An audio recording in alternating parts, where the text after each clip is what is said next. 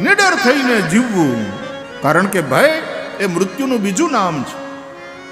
નિર્ભય થઈને રહો.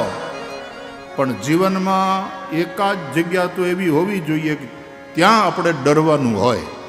જો આપણને આપણું કલ્યાણ જોતું હોય તો જે તમારું કલ્યાણ ઈચ્છે એને આધીન થઈને જીવો અને એનાથી ડરવાનું રાખો. બાપાથી ડરવાનું રાખો કે મારા બાપા ઠપકો આપે.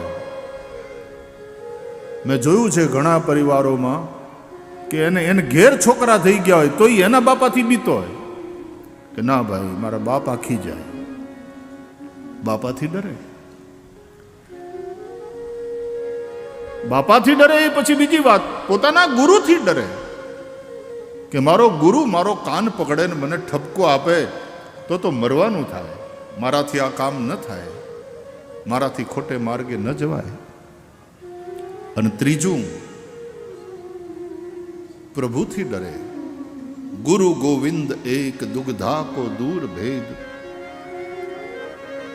મારો ઠાકર નારાજ થાય એવું મારાથી કાંઈ ન થાય.